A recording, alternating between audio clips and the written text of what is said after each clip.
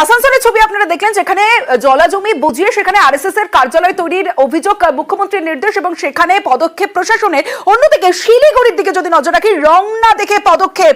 সরকারি জমি দখল করলে কাউকে রেয়াত করা হবে না, একেবারে জিরো টলারেন্স। সোমবার এই কড়া বার্তা দেন মুখ্যমন্ত্রী মমতা বন্দ্যোপাধ্যায়। তারপরেই জমি দখলের চেষ্টার অভিযোগে গ্রেফতার করা হলো তৃণমূল নেতা। বুধবার রাতে ডাবগ্রাম ফুলবাড়ির তৃণমূল ব্লক সভাপতিকে গ্রেফতার করা হয়। আমি যে পলিসিটা মানি, প্রথম থেকেই রেস্ট্রিকশন করতে হবে।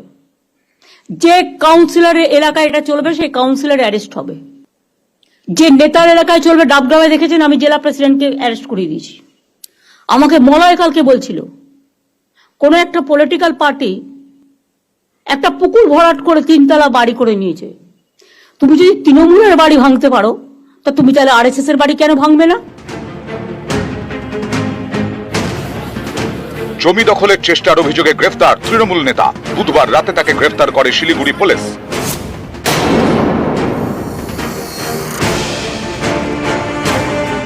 ডাবগ্রাম ফুলবাড়ির তৃণমূল ব্লক সভাপতি দেবাশিস প্রামাণিক। ধৃত এই তৃণমূল নেতা শিলিগুড়ির মেয়র গৌনদেবের ঘনিষ্ঠ বলে পরিচিত। দেবাশিস প্রামাণিক একসময় ছিলেন কংগ্রেসে। 2013-এ কংগ্রেস থেকে তৃণমূলে যোগ দেন। 2018 থেকে 2023 পর্যন্ত জলপাইগুড়ি জেলা পরিষদের ভূমি কর্মাধ্যক্ষ ছিলেন। তারপর ডাবগ্রাম ফুলবাড়ি ব্লকের তৃণমূল সভাপতি।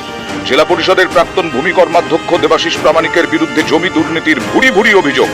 সরকারি জমির পাশাপাশি ব্যক্তিগত মালিকানাধীন জমি দখলেরও অভিযোগ উঠেছে। সম্প্রতি উত্তরবঙ্গে জমি দখল এবং জমির চরিত্র বদল রুখতে সরব হন মুখ্যমন্ত্রী।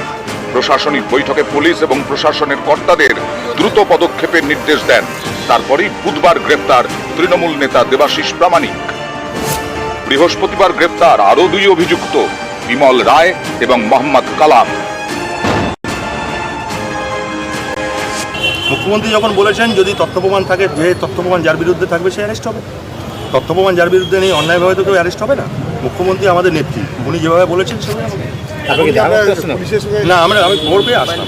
এই গ্রেপ্তার পুলিশ বা সিআইডি কে দিয়ে অপরাধীদেরকে একটু আড়াল করে রাখা এবং জনগণের মধ্যে ইমেজ বিল্ড আপ করার জন্য এই গ্রেপ্তার কিনা। উনি ওই এলাকার বেতাজ বাদশাহ, তার সম্পদ মনে হয় অনেক রাজা মহারাজার থেকেও বেশি। ডাবগ্রাম ফুলবাড়িতে জমি দখলের চেষ্টার অভিযোগে তৃণমূল নেতা গ্রেপ্তার। আর ধূপগুড়িতে জেলা পরিষদের জমিতেই চলছে অবৈধ নির্মাণ।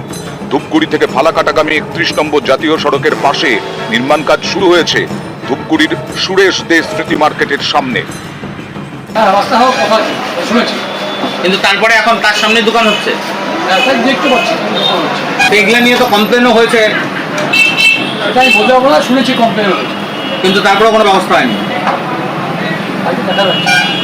হয়তো কোথাও কোনোটা হয়তো পারমিশনে হচ্ছে, কোনোটা মানে পারমিশন ছাড়াই হচ্ছে। সেগুলো একটু দেখার ব্যাপার আছে, খোঁজ নিয়ে দেখতে হবে কোথায় কারা এটাকে সাপোর্ট করে কাজটা করে। আইনি পদক্ষেপ নেবেন এই ব্যবসায়ীদের বিরুদ্ধে? সভাধিপতি ম্যাডাম আমাদের জেলা পরিষদের উদ্যোগে এবার তদন্ত চালাচ্ছেন, তিনি অবশ্যই একটা ব্যবস্থা কিছু করবেন। নিউজ 18 বাংলা।